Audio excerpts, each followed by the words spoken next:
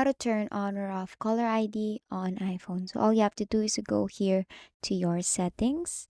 Let me just go back here. And here under your settings, you're gonna look for the phone here.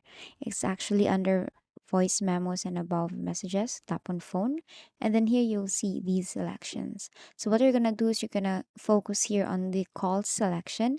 And under that, you will see show my caller ID.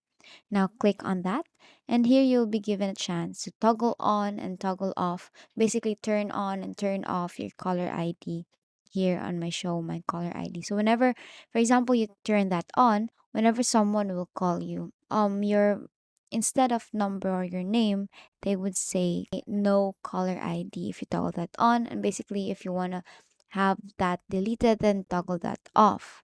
Now the thing here is, as you can see, I cannot manipulate it right now.